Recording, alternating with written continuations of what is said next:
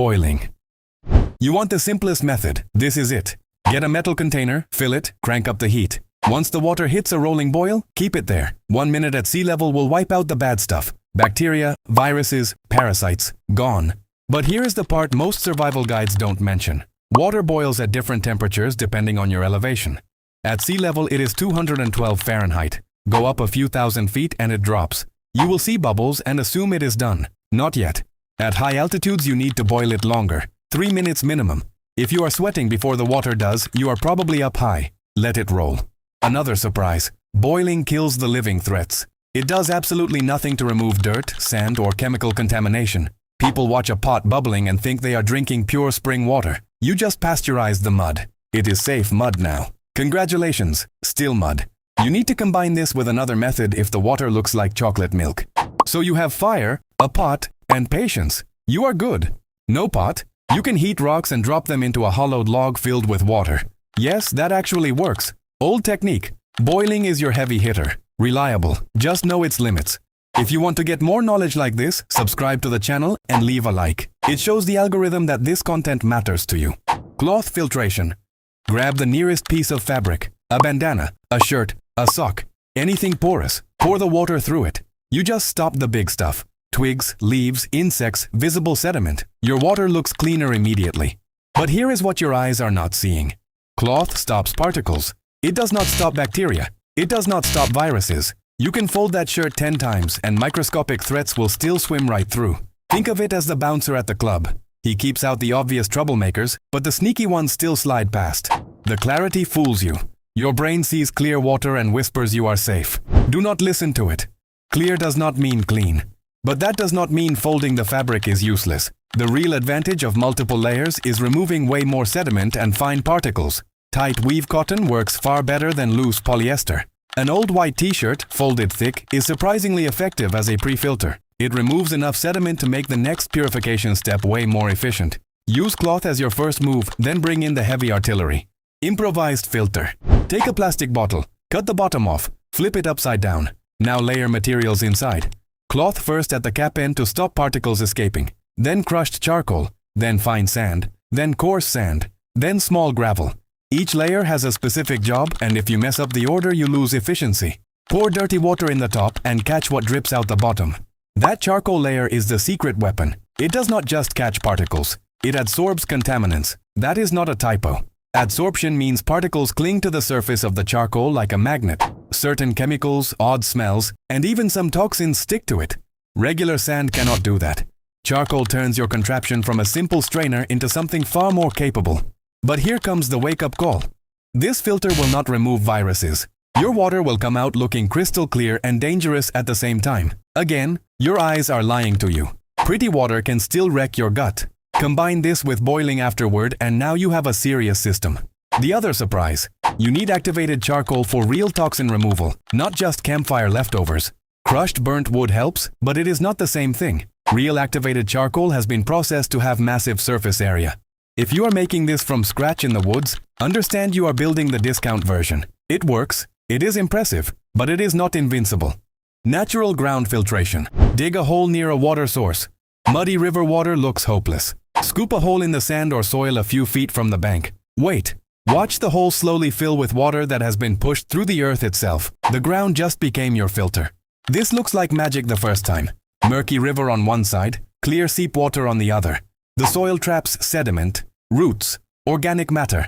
It feels like you cheated nature. And honestly, you kind of did. What you are drinking has traveled through layers of sand and silt. It passed through a natural sieve. But here is the twist that nobody mentions. The ground removes particles like a champion. It does not remove chemical contamination. If that river is downstream from an old mining operation or agricultural runoff, the toxins dissolved in the water sail right through the soil and into your hole. You cannot taste heavy metals. You cannot see industrial chemicals. The clarity whispers purity while poison hides in plain sight. Another reality check. Ground filtration will never remove all bacteria and viruses. Some get trapped, some do not.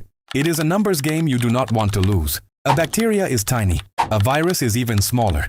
The gaps between grains of soil are massive highways to something that small. This method reduces the threat. Reduction is not elimination. Still boil it, always. Chemical purification. Pop a tablet into your bottle. Iodine or chlorine. Shake it. Now wait. 30 minutes minimum. This is where people mess up. They get thirsty and chug early. Congratulations. You just drank live pathogens. The clock exists for a reason. Cold water slows the reaction. Cloudy water hides the enemy. If conditions are bad, double the wait time. Patience is the ingredient nobody packs. The tablet kills bacteria and viruses. It does not remove dirt. You are drinking disinfected swamp soup, not clean water. Sediment floats around looking gross while being technically safe. Your brain will struggle with this. Deal with it. Pre-filter the chunks out first if you want to avoid the mental battle. Here is the real threat nobody warns you about. Cryptosporidium. This parasite has a protective shell that standard iodine and chlorine tablets barely touch. It just shrugs and survives. You follow every instruction perfectly. You wait the full time. You drink with confidence. A week later, your body punishes you for trusting too much. Chlorine dioxide formulas handle it better. Read the package. Know what your tablets actually kill. Another cold truth. Iodine is dangerous for pregnant women and anyone with thyroid issues. You just traded dehydration for a medical crisis. Old chlorine tablets lose potency once the bottle is open. You are carrying useless powder thinking you are protected. Check expiration dates. Rotate your gear. A dead tablet is just a bitter mint. Solar water disinfection. Grab a clear plastic bottle. Fill it, lay it in direct sun for 6 hours. 2 days if cloudy. That is it. Ultraviolet radiation and heat team up to wreck pathogens at the molecular level. UVA scrambles DNA. Heat pasteurizes. Together they create a free purification system powered entirely by the sky. No fire, no chemicals, no moving parts. The catch hits hard. Murky water blocks the UV. Pathogens hide behind suspended particles like kids ducking a punch. You just warmed up dirty water. Nothing more? Run it through cloth first. Always. Clear water only or the whole process fails before it starts. Another surprise. Your plastic bottle is blocking part of the light. UVB radiation, the heavy hitter, gets filtered by the plastic itself. PET bottles are the standard compromise. A scratched up old bottle scatters light and kills efficiency. Place the bottle on something reflective. Aluminum foil. A shiny rock. A metal roof. Bounce extra UV up through the bottom. Double the attack angle. You do not get a signal when it is done.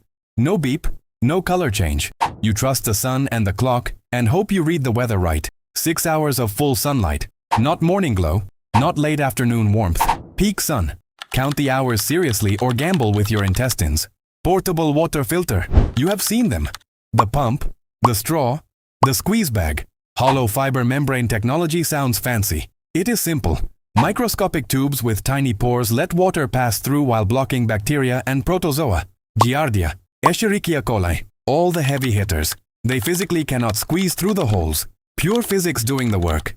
But viruses slide right past like ghosts. The pores catch the big threats. Viruses are way smaller.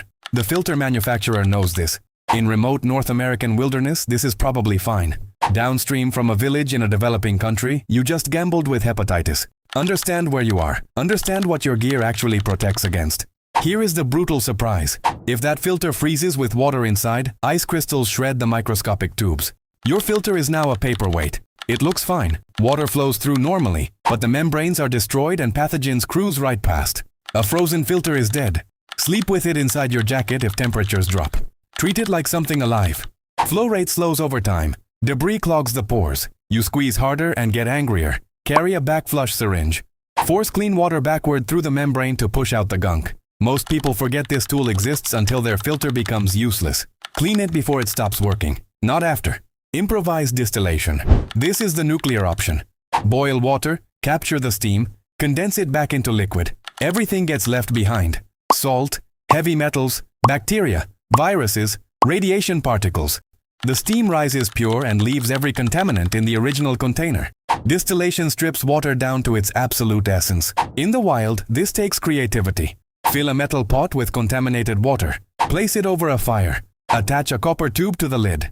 As the water boils, steam rises and travels through the tube. The copper cools the steam. It condenses back into liquid and drips into a clean container. Slow, but effective. The collected water is distilled. Now the uncomfortable truth. Distilled water tastes dead. All minerals are gone. Calcium, magnesium, electrolytes, vanished. Drink it for days straight and your body notices the absence. You flush minerals out with every urination and replace nothing. Short-term survival, it is perfect. Long-term you need electrolyte sources or you crash physically and mentally. The energy trap nobody talks about. Distillation burns fuel like crazy. Boiling water to capture steam over a fire consumes massive amounts of wood. Solar stills are free energy but painfully slow. In a real survival situation, you might burn precious calories and resources for minimal output. Use distillation when contamination is severe. Salt water, chemical spills. Otherwise, you are working too hard for water that is overkill pure while your body screams for salt and potassium. If this video made you question every sip of water you've ever taken, then it did its job. Subscribe to the channel right now. And leave a comment telling me which method you trust the most and which one you would never try, not even for $1 million. See you soon. Catch you in the next video.